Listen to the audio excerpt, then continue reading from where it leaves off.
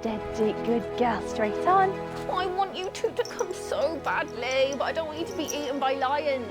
I hear a lion and a buffalo. Yes. You wanted to hunt.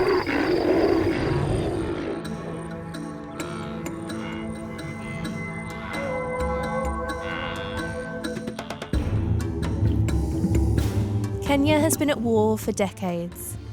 Its enemy? The poachers who prey on its precious wildlife. Possible route in and possible route out. Old Pajetta Conservancy's Canine Unit are just one of the many groups across Africa taking up the fight against poaching. This illegal trade has threatened the very existence of animals like these. At the endangered species enclosure at Old Pajetta, Will and I have been brought to meet mother and daughter, Najin and Fatu, the last surviving two northern white rhinos on Earth. So on the here it's very soft on the ears. On the ears. Come. There you Who's go. this? This is Najin. Hello, Najin. Come on, Mama. Good girl. Good girl. Okay. Move back a little bit. There you go. Oh, And then at the back here, it's a little bit rough. If you touch at the back. Yeah. Oh, yeah. At least you're able to lay your hands on what is the last of a being on the planet. It's a Saturday, and I hope it doesn't happen again to any other species. And why are they so rare, James? It's basically poaching, which has just been driven by human greed, and greed in different forms. Greed for power, greed for the medicinal aspects. Someone who has been made to believe traditionally that if they drink a rhino horn, it's a cure. For cancer, they can pay any amount to get a small piece of rhino horn. But that's not and in true. the black market, a kilo of rhino horn is now selling to something more than $60,000 US. If you imagine a rhino, that's a lot of money and a lot of business, and that's why still poaching becomes a serious problem.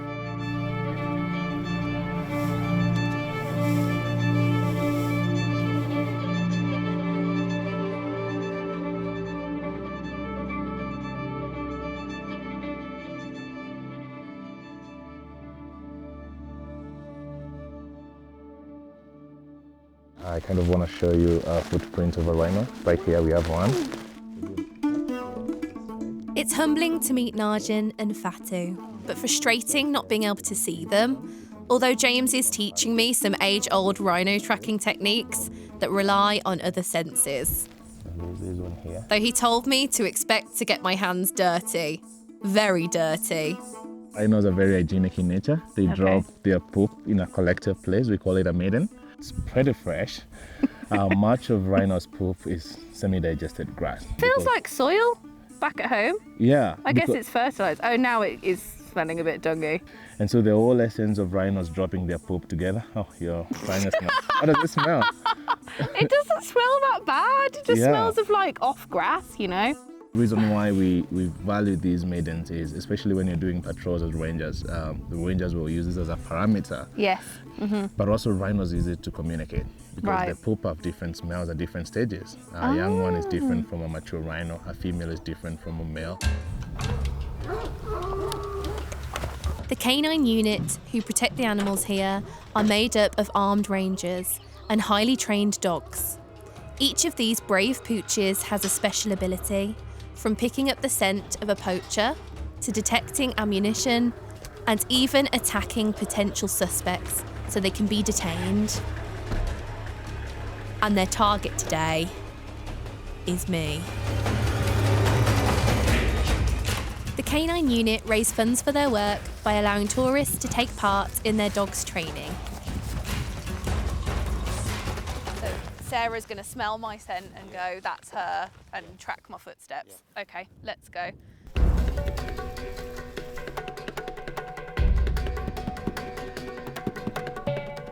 We're hiding now. Okay, we're hiding. We're hiding from Sarah. This swamp is like a scent magnet. yeah, hopefully she doesn't see me and she just, yeah, we're testing her. Sarah the dog can get everything she needs to know to find me, from a quick sniff of a swab rubbed over my footprint. So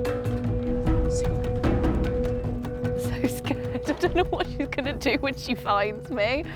I mean, she's got her harness on and she's in work mode, and I know more than anyone that a dog in work mode is so focused, just like my guide dog girlies.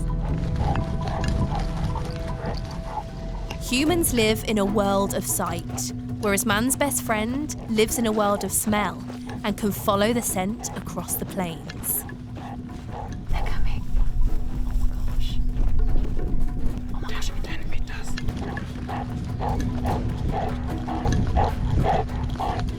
Good girl. There you go. You found me. Well done. Clever girl. You're so amazing! Does she look happy with herself? She probably does. All in a day's work. Hey, honey?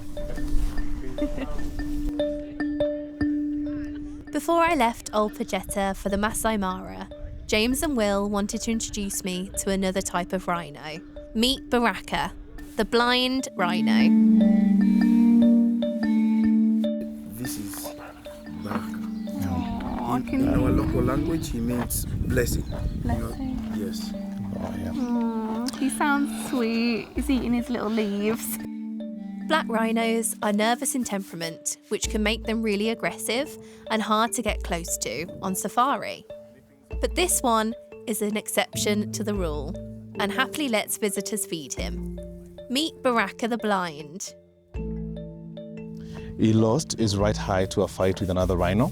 Did he lose that first? Yeah, His right his eye? right eye Same first. as me, yeah. And then the left eye got a disease, cataracts, and the attempts to treat the cataracts were futile. I really feel for him, you know, having to Yeah. get around in this enclosure and learning his way about.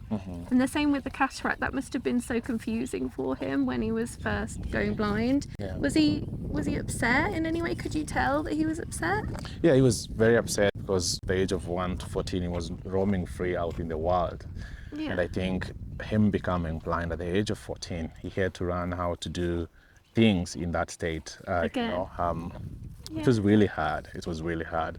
I know for us, sometimes we have people to help us. We have dogs to help us in our movement, and you know, the caretakers had to step in, which was not easy because he was still aggressive, so he was very defensive of himself. So I'm really happy for what he's made of himself and being able to still be here.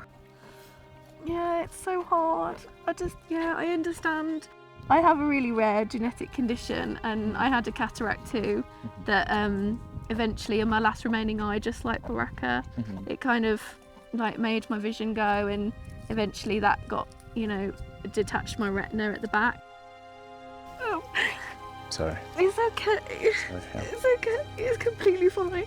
But honestly, when you call Baraka a blessing, it is a blessing. It is a blessing to be blind, because it means he's meant to teach people a lesson. He's meant to be here to get people to understand that you shouldn't be poaching these beautiful animals. I'm sorry. It's hot. It's taking an emotional toll on you. Yeah. Realizing the journey that Baraka has been through. James, is he happy?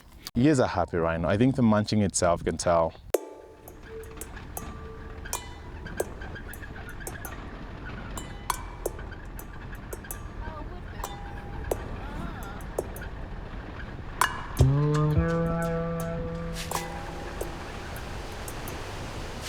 Thomson Falls.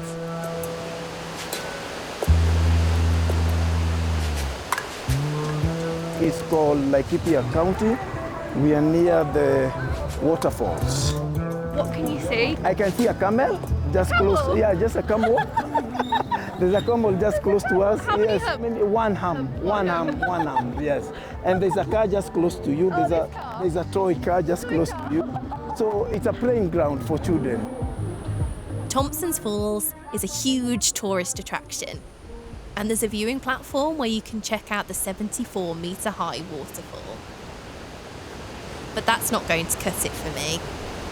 What's this? Is this stairs? Yeah, these are Yeah, stairs. lovely. Are they uneven, Will? Yeah. Oh, okay. I'm a bit afraid that I'm going to fall, so I'm just going to give you this tag for your arm. It just helps me balance a lot more, so I can use the cane and hold on to you then. Instead, Will and I are going to hike down to the bottom of the ravine Should I hold on to it? so I can get to really experience the falls. Normal now, cool. Then Yep, bring your leg there. there, yep. So what we're going to do first, we'll pass through here. We can go slowly. This is the nastiest. The nastiest, of yeah. all of them. Okay. So let me hold you. Yeah, that way. Wow. Well done, Will. Welcome. Well done. You're welcome. Thank you so much. You're welcome. And you were using my cane, weren't you? It's the toughest. It's the toughest is? thing I've ever done.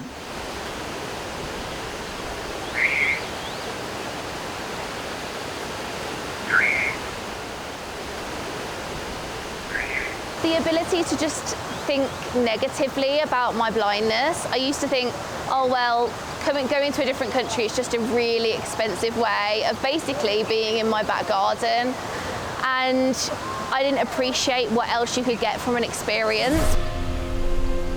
All you keep having to tell yourself is, you know, I'm getting to the waterfall, I'm getting to the waterfall. And now I can feel it on my face. It's just the best thing ever that I've ever experienced. So the waterfall, it's about 74 meters going Okay. down, 70 feet deep. And I'm guessing at the bottom of the waterfall is like really harsh, like white water. Yes, it has like foam. So this type of landscape, I didn't think we will ever reach here. Yeah. I'm very proud of you. Thank you.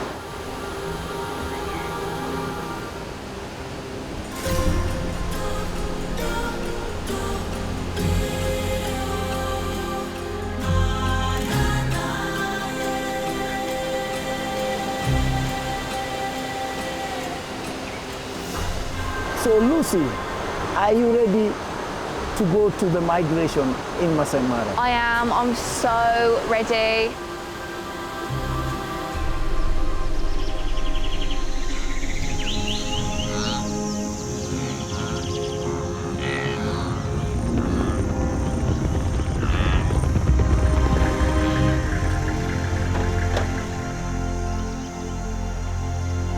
Maasai Mara. This is the classic Africa of storybooks and the location of the Great Migration.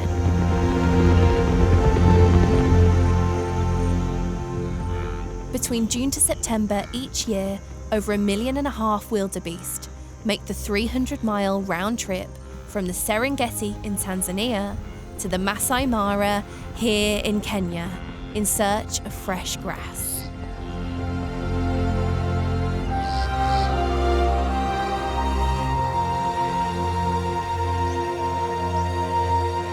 That's if they can get past the lions, the hyenas, and cheetahs laying in wait for them.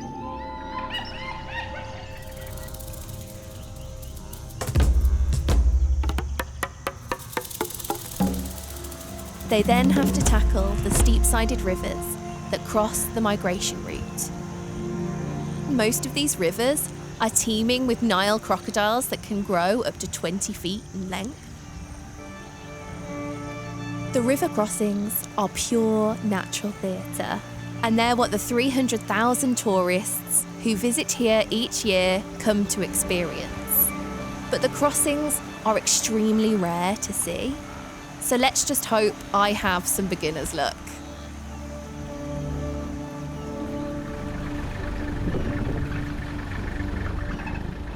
As Will and I arrive at the gates of the Maasai Mara National Reserve, I get to meet some entrepreneurial Maasai women. Can you tell me what you're selling? I can't see you. Yes. And this is another many kitchen. For this giraffe? Yes. This one for me, Linda. Hi, Linda. So basically, I don't know what to do. Someone hit me in the head with the giraffe. Okay, I need to take control of this.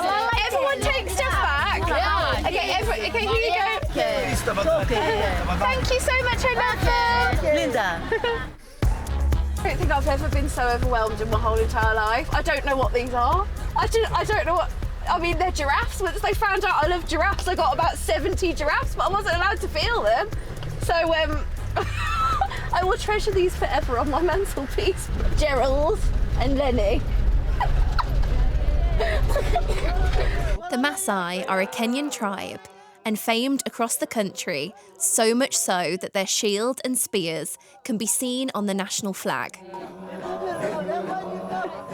Traditionally, Maasai life has been built around their cattle, but that way of life has come under threat in an ever-modernising world.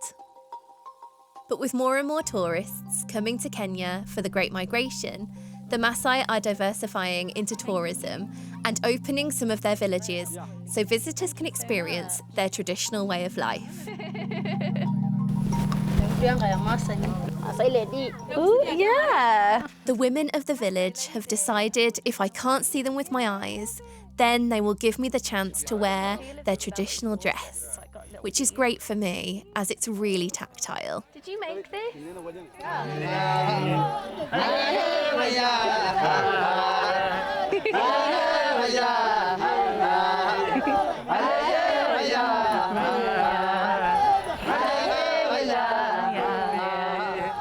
We like guests. Even our fathers say the guests, they are best. Yeah. And they are blessed. Yeah. Yeah. And actually they go to see the big five. They say they want to see the big six. You know the Maasai, they are big six. Oh, right. Yeah, because so 5 animals and then you guys. And then us.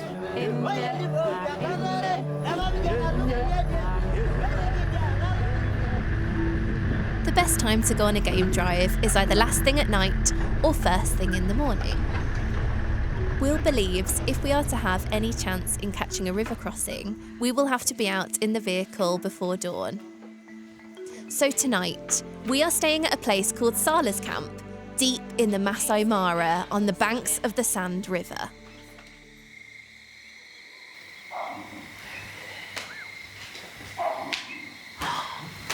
What is that? But it's very overwhelming. Every little sound, I'm like, what is that? Can you hear it? That sounds so close. After finding out I was being kept awake half the night by a baboon and a leopard having an argument, it was time to head out to try and find an elusive river crossing. But it didn't take long before I got a reminder of just how deadly this journey is for the wildebeest. What's that noise? So the noise is there's a kill. Okay. So the noise that you hear is the cracking. Yeah. Is the vultures trying to remove the meat on the ribs. Then the marabu stock is eating the intestines. Oh, right. Are these birds dangerous, Will? It's dangerous when you are dead. This is feasting season for the predators. Yeah.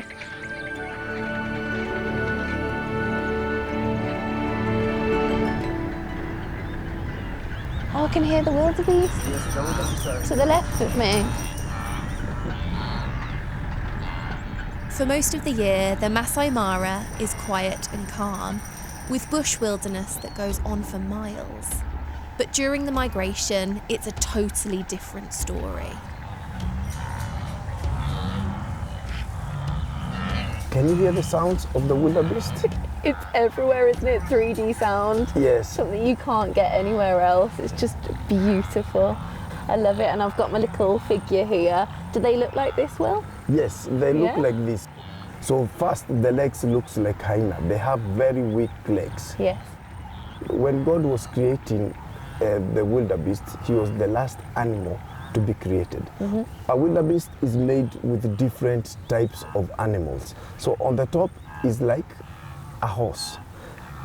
On the horns they look like a cow horn. Yes. Then they have the beards, like a goat, like a goat. They have a beard like a goat. Around you, how many wildebeests would you say there were? I think where we had the herd is about 50,000 or maybe 100,000 just close to us.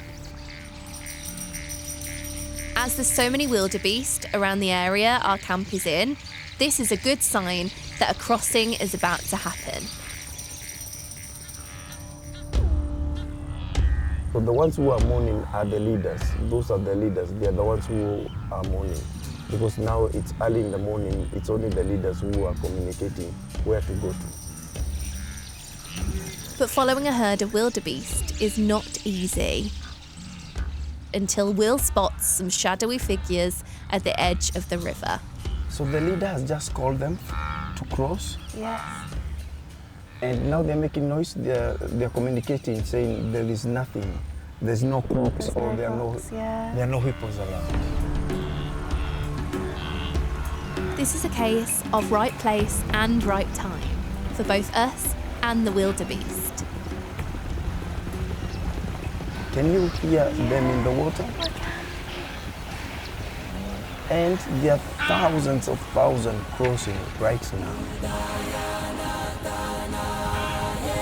Maybe the lions and crocs were already full because this time it seems that the herd reached the other side of the river and fresh grass unscathed.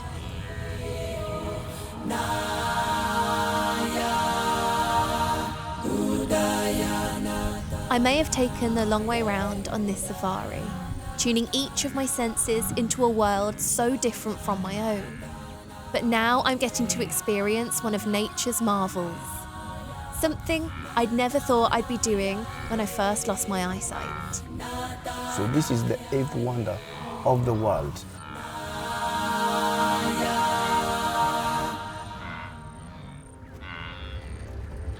Later that evening, I wanted to end my safari in the traditional way, with a sundowner, where you enjoy a drink watching the sunset against the beautiful African sky.